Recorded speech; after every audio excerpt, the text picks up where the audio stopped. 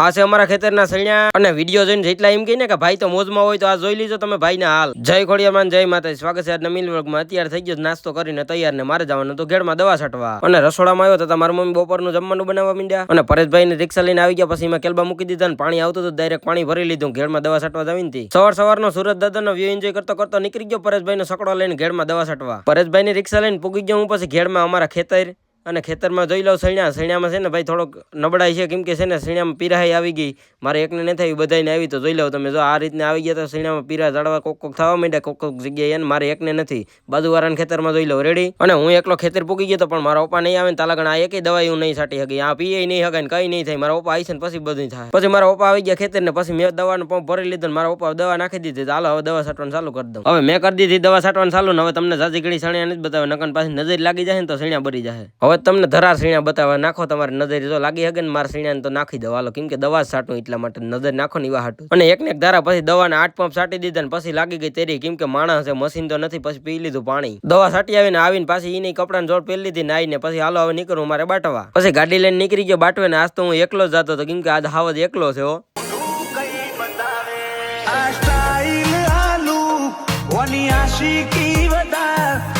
અને માતાજીના મંદિરે ઝાડવા હોવાનું છે તો ફરતી દોરી બાંધવાની હતી. બાટો આવીને દોરી લઈ લીધી અને દોરી લઈને પાછો નીકળી ગયો Batwa bypass way. Batwa bypass આવી ગયો કમલેશભાઈ દુકાને રેડિયમ એક નામ લખવાનું હતું લખાવી લીધું ને તમારે લખાવીને પૂગી જજો કમલેશભાઈ દુકાને. નામ લખાવીને નીકળી ગયો બાટવા બજાર બાજુ જવામાં ને રોંગ સાઈડમાં જવા દીધી ગાડી કેમ કે રસ્તાનું કામ ચાલુ હતું. અને મારા કાકાને મારા કાકીની સાહેબમાં ધાણા જીરું નાખીને પીવી હતી. ધાણા જીરું દરાવા આવી ગયો તો ધાણા જીરા પછી પાવડર થઈ ગયો નીકળી ગયો ફૂલરામે. અને બાટવેથી હું ઘેર પૂગ્યો હતા ઘેર હાસણું કેમ કે મારા મમ્મી ને મારા પપ્પા ગયા સીણા નેદવા અને મને નેદવાનું કામ બર પડે. પછી હું મારો કેમેરામેન ને રામો અમે નીકળી ગયા માતાજીના મંદિરે પૂગ્યા ને કુતરા ઢીંગલે રમવા માંડ્યા. અમારે તો ઢીંગલે રમવાનો વારો નતો આવ્યો. અને બાટવેથી આ દોરી લેતા હોય તો હવે થાંભલીમાં બાંધવાનું છે તો બાંધવાનું કામ કરી દઈએ ચાલુ. વડાક વાળા ભાઈ સિકલાને સળી નાખી હતી હાટું ચોખા લેવાના હતા અને અમે ત્રણેય કામ કરીને ફ્રી થઈ ગયા હતા કેમ કે એક જ આટો લાગી ગયો ને હવે થઈ ગયું તો અંધારું તો અમારે નીકળવું ગામમાં તો હાલો નીકળીએ ઘેરે. અને હું ઘેર પૂગ્યો હતો તો મારી મમ્મી સુલે રસોઈ બનાવવા માંડ્યા કેમ કે આજે ગેસનો બાટલો ખાલી થઈ ગયો હતો.